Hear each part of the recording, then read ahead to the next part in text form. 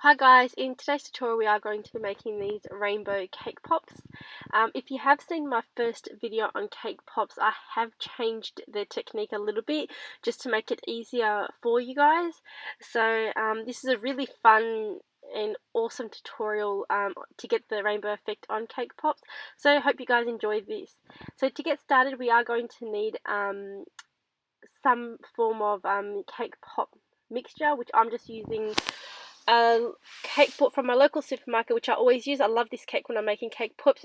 It's a very nice, moist, fresh cake. So I'm just putting in a bigger bowl because the bowl that I broke it down to was too small. So all you're going to do is add a little bit of butter. So I'm only adding 1 tablespoon of butter, which I've melted in the microwave. This is unsalted butter. You don't have to add the butter, but if you're not used to cake pops and you don't know the consistency that you're looking for, that butter is just going to soften up the cake, so it's easier to roll out into balls. Now obviously you can use a ganache instead of the butter, or Nutella, peanut butter. You can really use any frosting or anything that you like. I personally only like to use the butter because if you put too much ganache in your cake pop mixture, it starts to have more of a truffle, fudgy taste and texture, and I like my cake pops to taste more like cake. So that way, if you just use a moist cake, all you need is just a moist cake, as long as it's got some ganache or buttercream or something on the cake. That's what is going to bind everything together. And I don't like my cake pops to be overly sweet because it's already dipped into chocolate. So as you're seeing, I'm just breaking it down and just stirring it around. I'm just making sure that that ganache that was on top of my cake is evenly put through my whole entire cake mixture. And then once it's all put through, then you're going to roll it out into balls. And then what you're looking for is, when you're making your cake pop mixture, you want to make sure that when you get a handful of them and you squash it between your hands, that it holds its shape, and at that stage you can just stop stirring and mixing. So now I'm going to stop stirring it because this looks about right. I can tell it's already holding its shape because of the way it's moving around. Now if I get a little bit of it and I press it against my hands, it's firm, it makes a ball shape, that's ready. So now from here, if your mixture is too soft, you can pop it in the fridge, but for me this is fine. So now I've got a scale. I like to weigh my cake pops, that way they all look about the same size. So I like to do them about 28 grams, and sometimes if I want big cake pops, I do the maximum of 35 grams, but I find 28 is a really good size. So all I'm doing is putting them on the scale and rolling them up. Now, as I said, if your mixture is too soft, you can pop your bowl in the fridge for about 20 minutes. Don't put it more than 20 minutes, just 20 minutes, just so it chills up a bit, and then you can roll it up. But if you're rolling them and you're getting a nice round ball, that's fine. That's all you got to do is just keep rolling them. And then once you finish rolling out all your cake pop mixture, you're going to pop it in the fridge for only about 20 minutes. It only needs about 20 minutes to firm up. You don't want to leave it too long in the fridge because then it gets too icy cold. So 20 minutes in the fridge once you finish rolling them all up, and then after about 20 minutes you can get it out of the fridge, and then you can go ahead and touch them up. So now they've chilled for about 20 minutes in the fridge, so obviously they're much more firmer now. And now I'm going to go through all of them and just give them a nice round, just go around and roll them up again just to get a nice even round ball. You don't have to do this part, but I like to have mine quite round.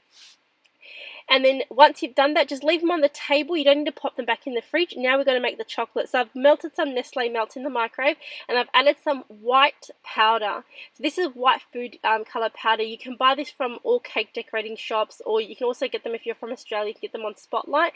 You don't have to do this part. I'm just adding the white powder because because what happens with white chocolate is it's more like an off cream colour, but I want mine to be a super white. So adding that white powder just really lightens up and gives me a nice white color in my chocolate.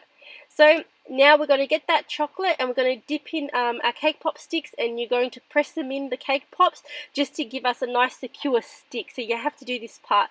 Put the cake pop sticks in a little bit of chocolate and just stick it in your cake pops, and then just leave that there to firm up. So you don't have to pop this in the fridge, you can just leave it on the table to firm up. Now you're going to colour all your chocolates. Now I always use food colour powder. I never use gel. It's up to you. If you like using gel liquid gels that you can get for chocolate. You can use that if you're comfortable with working with them. I don't personally like them. I never use gel. I prefer the powder. So with the powder, you just add a little bit and you stir it through to your chocolate. If you want it darker, you just keep adding more powder. And then once you're going to do all your colors, and then you only need a little bit at the start because the powder is quite intense. So now I'm adding my white chocolate that we done earlier in a big mug so you can see clearly what I'm doing. And now all I'm going to do with my white chocolate is add in the coloured chocolate that we just made. So I've made some yellow, some light blue and some pink. And all you're doing is you're drizzling it over the cup. So I'm just using the back of a spoon and just drizzling the chocolate colours. And then you're going to get your cake pops, and now it's the fun part. So here you can get really creative. Obviously you can use more colours if you want to. You're pushing your cake pop in and just pulling it out. That's if you want them to kind of go down more like a painted kind of strokes effect.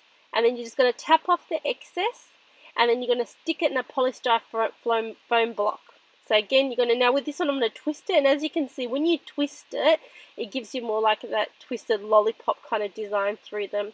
So you can have a lot of fun here, and all you're doing is dipping them in and playing around with whatever design that you want, and you're going to keep sticking them in a polystyrene block. You're going to tap off the excess, and it's going to give you those nice marble effect of almost like a marble shiny. They look really cute.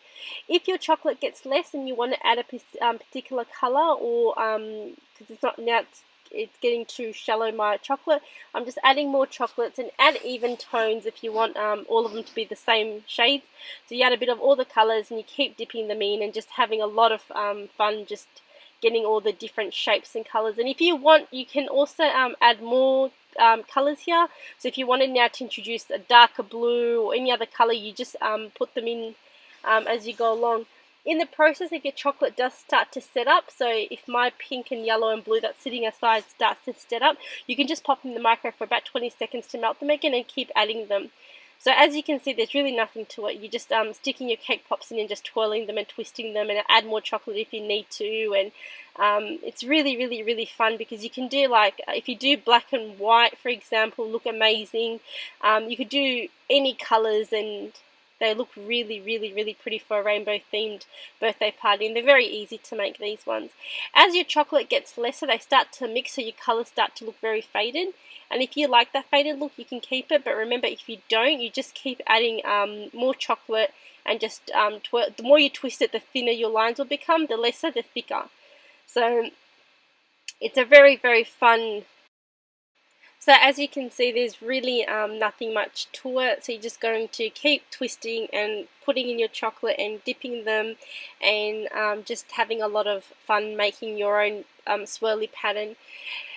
Now, as I'm doing this, I am putting all my cake pops in a polystyrene foam block. And the reason why I do that is it just gives it enough time to dry up, and all the excess will just drip off. If you do get any excess on your cake pop stick, you can just use a sharp knife and run it through once the chocolate is set, and it will come off. And once I've done this, I don't actually pop my cake pops in the fridge. So when you're working with chocolate, it's good to always work fast because chocolate sets up really quickly. So while I'm dipping them and I'm leaving them on the foam block, what's going to happen is within 10 or 15 minutes, they set up on the foam block, so you don't need to pop them in the fridge. Just in normal room temperature, chocolate firms up pretty fast. So leaving it in that foam block is just really really easy, because the foam block, the cake pop sticks are quite high, so leaving in those foam blocks would just be an easy way to get them to dry up. If you do make cake pop sticks cake pops often, I recommend that you buy the cake pop sticks off eBay. They're a great price, but make sure when you're buying them, you look for the ones that are about 20 centimeters in length, because most of them are short sticks and you don't want that. You want to go for the longer sticks. That way, if you're sticking them anywhere or anything, if you do want to cut some off, you can trim it, but if they're short, they're very difficult to work with. So that's pretty much getting the rainbow effect. And see how I've got them on my block now. I've just let them sit there, and they've only been sitting there for about 10 minutes and they've already firmed up.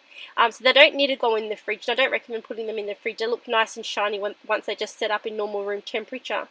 So I hope you guys enjoyed this tutorial. Thank you so much for watching, and please subscribe to see more videos. And thanks again, guys, and see you in the next tutorial. Bye.